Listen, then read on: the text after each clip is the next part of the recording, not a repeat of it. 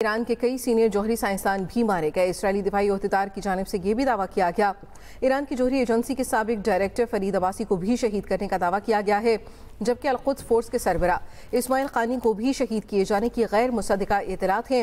آزاد university کے سربراہ اور نیوکلیئر سائنسدان محمد مہدی تہرانچی بھی شہید ہو گئے۔ اسرائیل نے تہران میں پاسداران انقلاب کے صدر دفتر کو نشانہ بنایا۔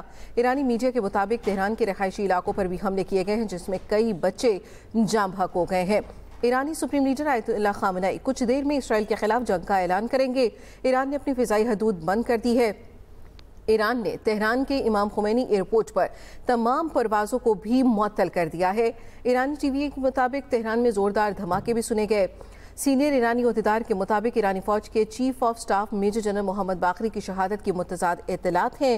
اسرائیلی دفاعی عہدیدار کا ایرانی فوج کے chief of staff major general Mohammad Bagheri کی شہادت کا دعویٰ تھا، جبکہ سینئر ایرانی عہدیدار کی جانب سے یہ کہا گیا کہ chief of staff major general Mohammad Bagheri کی شہادت کی اطلاعات متضاد ہیں۔ ایرانی قیادت کا اعلیٰ سیکیورٹی اجلاس بھی اس وقت جاری ہے۔ امریکی میڈیا کے مطابق امریکی صدر ڈونلڈ ٹرمپ نے کابینہ کا اجلاس طلب کر لیا ہے۔ امریکی وزیر خارجہ مارکو روبیو کا کہنا ہے کہ اسرائیل نے ایران کے خلاف یک طرفہ کارروائی کی ہے۔ اسرائیل کے ایران پر حملے میں امریکہ کا کوئی کردار نہیں، جبکہ اسرائیلی وزیر اعظم نیتن یاہو کا کہنا ہے کہ ہم اسرائیل کی تاریخ کے فیصلہ کن موڑ پر ہیں۔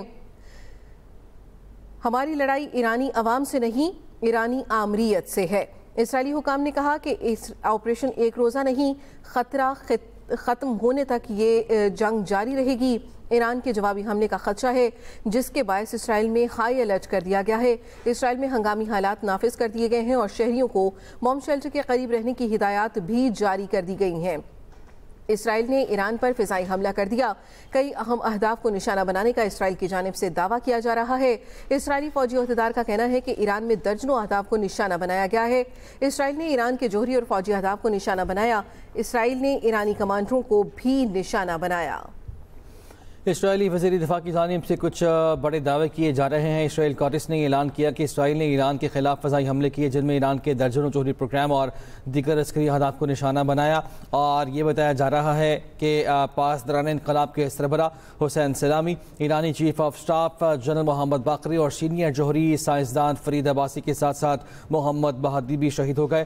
تاہم ایرانی حکام کی جانب سے تاحال باضابطہ بیان جاری نہیں کیا گیا، اور یہ تردید کی گئی کہ ایرانی چیف آف سٹاف ہیں جنرل محمد باقری وہ شہید نہیں ہوئے ہیں۔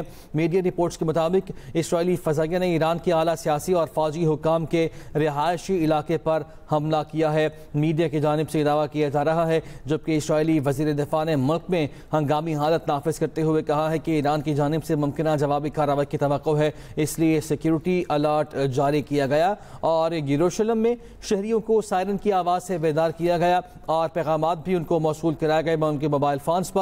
امریکی ٹی وی میڈیا رپورٹس کے مطابق صدر ٹرمپ نے صورتحال کے باعث کابینہ کا ہنگامی اجلاس بھی بلایا ہے، جبکہ اسرائیلی وزیر اعظم نیتن یاہو نے ایران کے خلاف جاری فضائی کارروائی کی تصدیق کرتے ہوئے کہا کہ اسرائیل نے آپریشن رائزنگ لائن کا آغاز کیا ہے، جس کا مقصد ایران سے درپیش خطرے کا خاتمہ ہے۔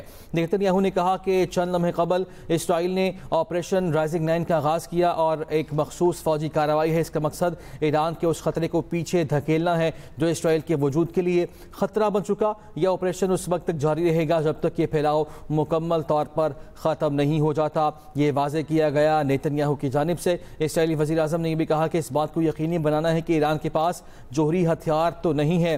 یہ بھی کہا کہ حالیہ مہینوں میں ایران نے کچھ ایسے اقدامات کیے ہیں جو اس سے پہلے کبھی نہیں کیے تھے۔ اگر اسے نہ روکا گیا تو ایران چند ماہ میں یا ایک سال سے بھی کم عرصے میں جوہری ہتھیار بنانے کے قابل ہو سکتا ہے۔